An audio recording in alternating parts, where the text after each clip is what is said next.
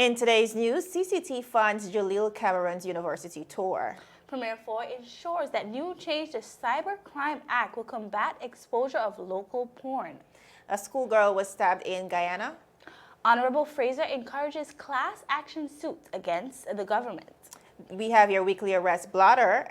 And U.S. to impose restrictions on bird tourism. These and more stories when 284 News returns. So you're saying I can ask this cat any question? The cat is connected to the computer. You just type in the question, it will read his mind. There's the answer code.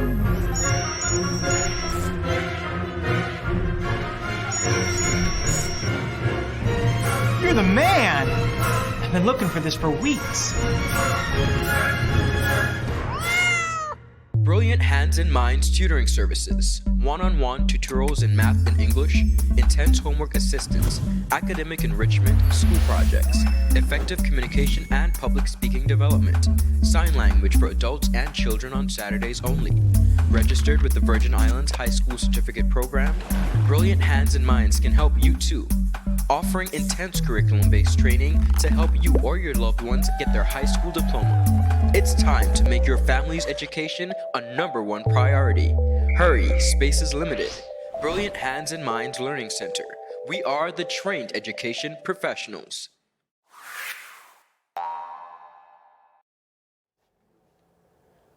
Hello, everyone. It is Friday, January 24, 2020. My name is Javon Wilson. And I'm Kyla Kimisha Forbes. Kyla, we have a lot to get into today, so we'll just head straight into it. I know persons are probably anticipating the weekend, but we're so happy to report that CCT has stepped up yet again within its corporate social responsibility to assist with the funding of an overseas university trip for young Jaleel Cameron. Now, I know that name definitely rings a bell, Kyla. Jaleel Cameron, a student of Cedar International School on Tortola, will participate in the school's university tour, which is a part of their experimental education program.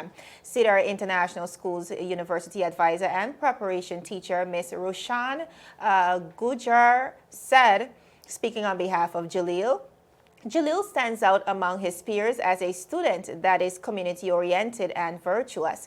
CCT's donation is not just giving Jaleel the opportunity to step foot on the university campus, meet admissions officers, and observe a class, but also provides the opportunity for Jaleel to be exposed to an environment that will inspire him to pursue university studies and actualize his dreams. End of quote. We are very thankful to CCT for this donation that will have a long-lasting impact on Jaleel, she further expressed. Now, commenting on the donation, CCT's marketing manager, Mr. Ricardo Richardson, said that, quote, "We are delighted to be a part of this experience for Mr. Cameron, who has been recognized as the territory's youngest philanthropist and has been involved in several humanitarian projects. We admire Mr. Cameron and feel that this donation will help to show him just how much he is appreciated in the community and also encourage him to keep pushing forward to achieve the level of greatness destined for him." CCT Cares initiative was officially launched in January 2018 and will continue to give back to the community through volunteering services and contributing in ways that seem fit for the betterment of the community. CCT BVI has been voted the best cellular service provider in the BVI and is the BVI's premier 4G LTE network. Now, to learn more about CCT, you can visit cctbvi.com or CCTBVI on the Facebook page. So, Kyla, yet again, I'm so proud to report on these type of stories. Initiatives, yeah? Yes, definitely, that sees corporate BVI again and again and again really coming through for the community. Jaleel Cameron is one of those young entrepreneurs.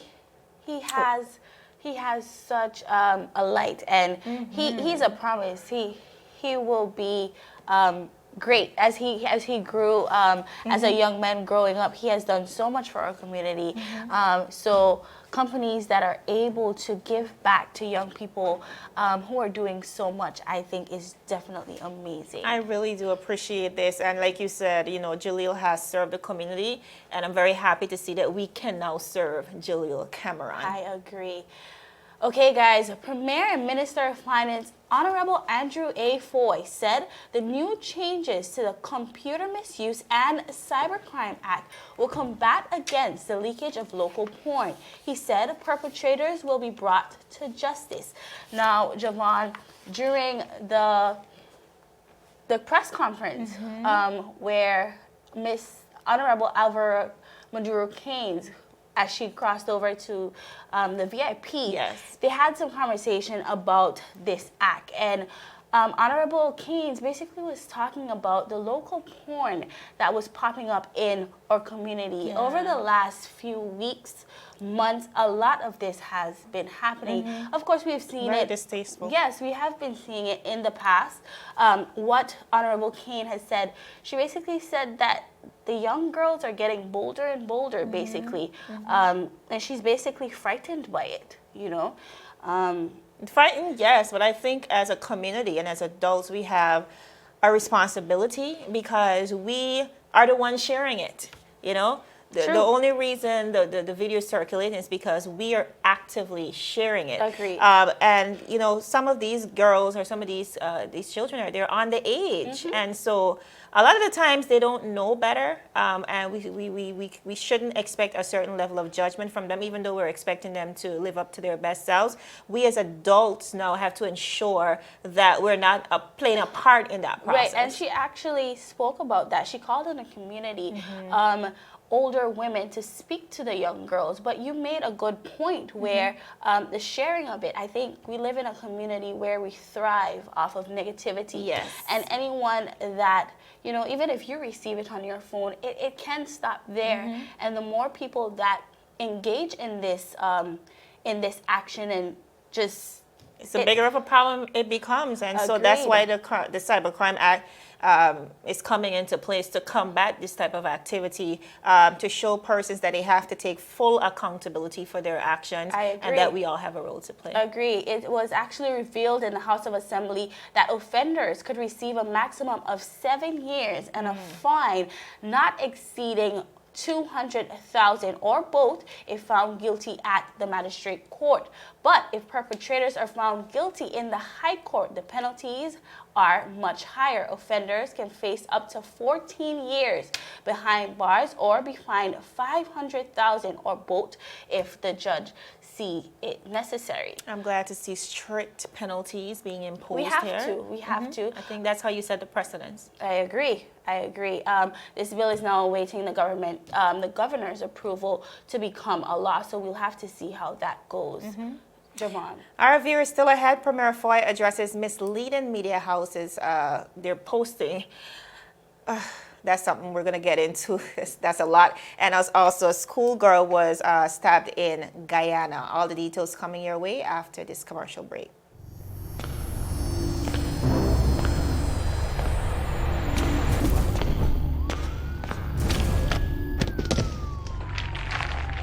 What you really running for, boss? You could have bust a hole in your head. But see with the competition, which means about to bust a hole in your pocket. I could get my modem, please. Anyhow, I got something huge to show you. I gotta be sick in your head. Well, hold on, string bean. Ain't a kind of party.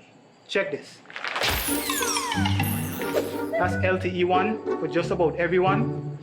LTE2 for you and your boo. And hold on. Bam! Rate so low, you feel like you're free. That's LTE3 for you and the whole family. Save even more on your internet with new pricing from CCT. Get LTE 2 now for only $149. Viewers, welcome back to 284 News. Now, yesterday, the 23rd of January 2020, the leader of the opposition, Honorable Marlon Penn, and the honorable members of the opposition, Honorable Mitch Turnbull and Honorable Julian Fraser, was present at a media conference, which was held to address the media and the people of the Virgin Islands.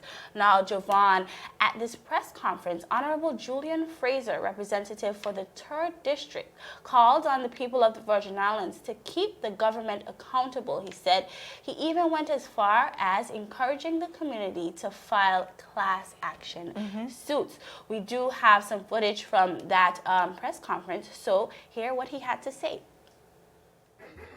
As a The member for the second district just pointed out that it's at that point now where the government has to assume ownership of whatever ills they met or whatever ills there are in the territory at this particular point. We said February 26th, so we'll wait till February 26th. It is time for our citizens to start filing class action lawsuits against the government, something that I support and will support, even if I have to help support it financially. Governments must stop killing the people. Simple, straight and simple. Victimizing the people through so many various forms. This one is unacceptable and it must stop. Imagine. Now, Javon, in this video, we see Honorable Julian Fraser basically calling for the people of the Virgin Islands to ask the government to be accountable. He spoke on many issues that we suffer here in the BVI. He spoke about mold, he spoke about sewage issues, all things that the people of the BVI are plagued with. And basically he was saying, you know, he have encouraged it before and he would encourage it again for the people to file a class action suit where they see necessary against the government. Well, everybody has to be held accountable. It matters not who's in the government and who's a part of the population. Everybody has to live up to their responsibilities. So I'm very happy to see Honorable Fraser and the rest of the opposition pushing that agenda. I think it's one thing to press the agenda, but at the end of the day, is it realistic? If we file class action suits, how far would it go? How long would it take? You understand? We live in the BVI. When it comes to our judicial system, is this something that's necessarily realistic? Yes, it can be done legally, but how far would it go? Well, we won't know unless we try, and I guess that's the only thing left for us to do. Do we sit back and accept that this is the reality, or do we push the proverbial glass ceiling to ensure, again, that we're holding each other accountable? And again, the only way to do so is to try. I agree, and I'm sure the first person that does it and get through, then the government will be held accountable and no, listen, we can't keep going on like this. Yeah. All right, viewers, moving right along on the regional scene. Coming out of Demerara Waves, Guyana, 2 students of the Linden Foundation Secondary were Friday morning arrested in connection with the near-fatal stabbing of one of their female schoolmates Thursday afternoon. Police has confirmed. The video on the screen that you will see shortly shows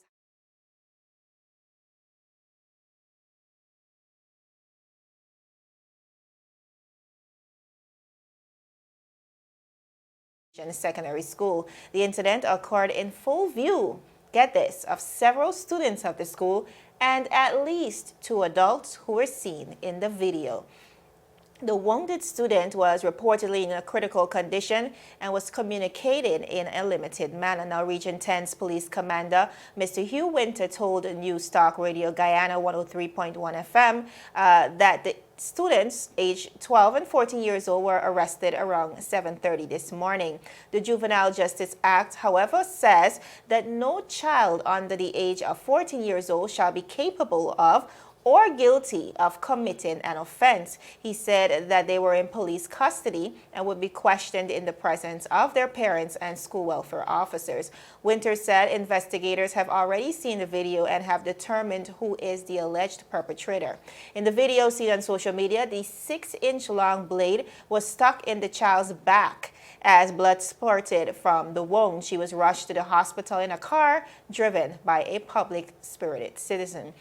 Now, Kyla, after the girl was stabbed, many of her schoolmates left the scene as she sought help from passengers nearby to take her to the hospital. Now, the law states, again, that if a child is charged, the director of public prosecutions, the prosecutor, or the attorney at law representing the child shall request of the court that an evaluation of the child be done, and the court shall order the evaluation to be conducted by a suitably qualified person at the expense of the state. Now, depending on that evaluation, which should include an assessment of the cognitive, emotional, psychological, and social development of the child, he or she should be treated as a juvenile.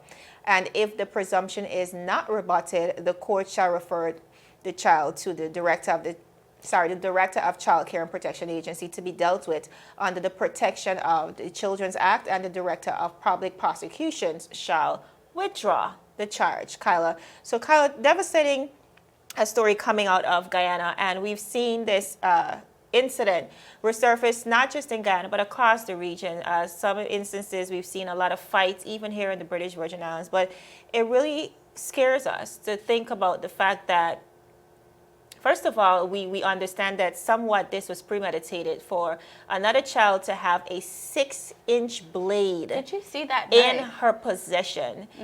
It's gruesome to think about. Our children are going to school essentially with a premeditated mind to be involved in these types of acts. But you know, a lot of persons are concerned because there are a lot of elements to look at when it comes to bullying and violence in our schools. Some persons are trying to blame the teachers and the school system. Other persons have attributed that blame to the family and the home. But are we given any of that responsibility to our children, especially since as a juvenile that charge may be withdrawn? But my question is, Javon, at the end of the day, are we teaching our kids conflict resolution? In the Caribbean, we see a lot of fights, and sometimes it's just regular school fights. But in this instance, we see where this fight escalated to the point where a child was seriously injured. One might be charged for criminal or for this mishap. But are we teaching our children conflict resolution? I think that's where we have to start. I think we're failing in that regard, but I know a teacher did reach out to one of the local media houses in Guyana, basically alluding to the fact that this is a school that is troubled, and I don't want to say or repeat what she said necessarily because it doesn't justify the situation, but she said that, you know, these are the students of, you know, that acquire lower grades and they're not necessarily guided in the school. And so she was saying just the day before the incident, there was actually a special program for the students to deal with these type of conflict resolutions. But I don't think we're really connecting with our children, to be honest. And like you said, it really dates back to what we're doing behind the scenes to ensure that this doesn't happen. I agree. Still ahead, the U.S. is making it hard for visitors to give birth to their children within the U.S. jurisdiction. And your weekly arrest blotter. All these and more when 284 News returns. Is business slow? Cash flow down? Hosting an upcoming event? We can help. Advertise with 284 Media and take your business or event to the next level by enhancing your present marketing and messaging strategies. Allow our team of experts to create a personalized ad that sets your business apart from all the rest. This could be your business or event. So, what are you waiting for? Contact our marketing team at 284media@cctbvi.com. Advertising with us works. When you need to stay connected with friends and families at home or abroad, the best choice for you is Freedom. CCT Freedom. With the lowest rates in the market, our Freedom plan gives you unlimited calls and texting. Plus, our Freedom One package includes 10 gigabits of super fast, unlimited LTE data and unlimited calls to the BVI, USA, USVI, Canada, Puerto Rico, and UK lines. Why pay for overages when you can enjoy CCT Freedom? Stop by at one of our stores today and speak with one of our representatives to find out more about our CCT Freedom packages. Viewers, welcome back to 284 News. Now, according to reports by the Associated Press, the Trump administration strikes again, is coming out with a new visa restriction aimed at restricting birth tourism in the U.S. Now, Javon, most people, when they hear birth tourism, they might be like, what is that? Right. So basically, birth tourism is a practice of traveling to another country to give birth. In the U.S., you know, once you're born in the U.S., you are giving automatic citizenship. Yes. So a lot of people go over to the U.S. to basically have kids, even though they're not from that country. So now the Trump administration is trying to make it difficult for pregnant women to basically get visas to go to the U.S. Oh, that's where the restriction comes in? They're preventing Yeah, the mother. they want to make hurdles Mm-hmm. so pregnant women, it would be hard for pregnant women to obtain visas while pregnant. Of course, Trump, he has always been strict on Very strict. immigration. From time he was getting in there, he was talking about building a wall. So really and truly, this man wants to keep everyone out. If you're not from the U.S., please don't come here. Please don't have your babies here. Okay, Except so that's Melania. basically what he's basically saying. But of course, that's a bit difficult to do, because if a pregnant woman is traveling, how do you presume that she is traveling to the U.S. just to give birth? Well, Kyla, rightfully, you know, there's two sides to this story. Yes, I know President Trump has been cramping down on immigration, you know, and trying to, and I mean, his measures are really strict and harsh when it comes to immigration reform, but you have to face it. A lot of persons, especially within the Caribbean region, are going to the United States with the intention to have their Just have child. kids, yeah. And And that's of why it's course- so relevant, because Right. even persons in the BVI do it. And that comes with a lot of benefits. And so I guess why not? But we see, you know, just like the BVI, I know we talk about our immigration issues and wanting that reform. But when we look at the larger jurisdictions as well, like the United States, we see, you know, this is a shared and a very common problem. So immigration is always a tough nut to crack in countries all across the world. I don't necessarily agree with Trump's approach to certain things, but I guess as the man of, you know, the jurisdiction, he has to decide what he wants to do. I agree, but Javon, the thing is, birth tourism is actually a lucrative business. People actually make money off of this, actually book clients, book hotels, book medical care for these persons, and they make money off of it. So it's actually a business. Actually, last year, a few people were arrested for running such a scheme. A Chinese lady, she was charged to 10 months because she was doing the same thing for Chinese customers. She went under the business name YouWin USC Vacation Services Corp. I found the name a bit funny, vacation. You know, just to, pun intended.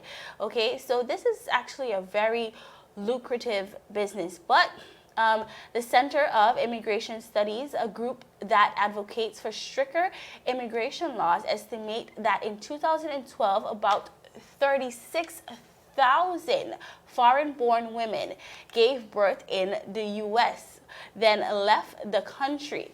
Okay? So 36,000. That's a lot. That's a lot, okay? So we'll have to see how this all develops. All right, Kyla, we're going to move right along to your weekly arrest blotter. Police arrested and charged Andres Norford, an inmate at Her Majesty's Prison, for murder. He was remanded to Her Majesty's Prison to reappear before the Magistrates Court on the 26th of March, 2020. Police arrested and charged Mr. Michael Glasgow, 35, of Parakeeta Bay for theft, proceeds of criminal conduct, breach of trust, and false accounting. He was granted bail in the amount of $80,000 with one signed surety to reappear before the Magistrates Court on the 25th of February 2020. Police arrested and charged Malcolm Smith, 30, of Brandywine Bay for possession of a controlled drug. He was granted bail in the amount of $5,000 with one signed surety to appear before the court on the 25th of February 2020. Police arrested and charged 17-year-old male of Purcell Estate for driving without a driver's license, driving without a front identification plate, driving without police of insurance, driving unlicensed and uninsured. That's a motorcycle, of course, and he was granted bail in the amount of $5,000 with one signed surety to reappear before the Magistrates Court on the 24th of February 2020. Police arrested and charged Mr. Renardo Richards, 36, of Hamptonsgate, for refusing to give his name and address, driving unlicensed and uninsured. That's a motorcycle, and riding without a helmet. He was granted bail in the amount of $5,000 with one signed surety to appear before the Magistrates Court on the 24th of February 2020. Not so bad for this week compared to the other weeks, Kyla, but we always applaud the Royal Virgin Islands Police Force for the stalwart job they continue to do, and of course the way they continue to update us here at 284 Media. Most definitely. So guys, that's it for today's news roundup. Be sure to follow us for daily news updates at 284media.com and like us on Facebook at 284media and 284BVI on Instagram and Twitter. Of course, I'm Kyla Kenesha Forbes. And I am Javon Wilson. It was our pleasure joining us. We'll see you again on Monday as we deliver your daily dose of local, regional, and international content. This is 284 News, your source for honest and impartial news, right here on 284 Media. Happy Friday, everyone. I have a great weekend. It's been said, sticks and stones may break bones, but words don't hurt me. That could not be further from the truth. Everything you say and do creates an impact. Whether you're 13 or 30, 6 or 60, your actions and words carry weight. They either lift someone up or tear them down. 1 in 5 students ages 12 to 18 has been bullied during the school year. Approximately 160 teens have skipped school because of bullying. The most commonly reported types of bullying are verbal harassment, social harassment, physical bullying, and cyberbullying. Remember, everyone you meet is fighting a battle you know nothing about, and bullying is never okay, whether it's in a classroom or corporation. 284 Media joins the Ministry of Education of the Government of the Virgin Islands in the fight against bullying. When you see it or hear it, speak up against it. Let's end bullying.